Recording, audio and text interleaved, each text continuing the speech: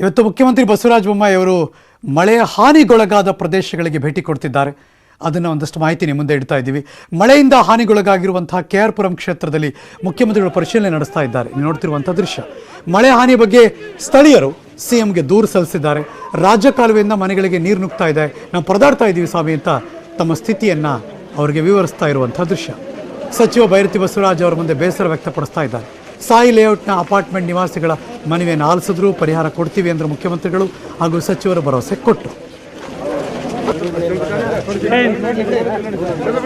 ಇಲ್ಲಿ ಮುಖ್ಯವಾಗಿರುವಂಥದ್ದು ಈ ಹೆಬ್ಬಾಳ ವ್ಯಾಲಿ ಅಂತ ಏನು ಕರಿತೀವಿ. ಹೆಬ್ಬಾಳ ವ್ಯಾಲಿ ನೀರು 125 ಫೀಟ್ ಅಗಲ ಇರುವಂಥ ಡ್ರೈನೇಜಿಂದ ಬರ್ತಾಯಿದೆ.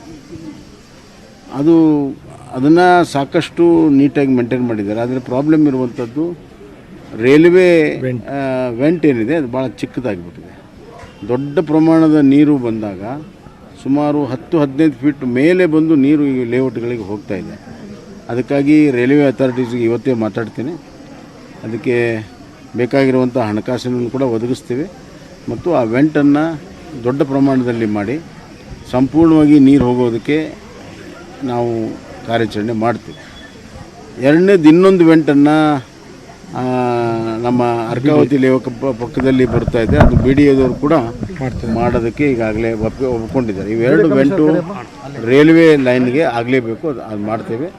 ಅದಾದಮೇಲೆ ಅದರ ಮುಂದುವರೆದಂಥ ಡ್ರೈನೇಜು ಕೂಡ ಕಂಪ್ಲೀಟಾಗಿ RCC ಲೈನಿಂಗ್ ಮುಖಾಂತರ ಅದನ್ನು ಯಾವ ಕೆರೆ ಅದು ಕಲ್ಕೇರಿಗೆ ಮುಟ್ಟಿಸ್ಬೇಕಾಗ್ತದೆ. ಆ ಕೆಲಸ ಬರುವಂಥ ದಿನಗಳಲ್ಲಿ ಅದನ್ನು ಕೂಡ ಮಾಡ್ತೇವೆ.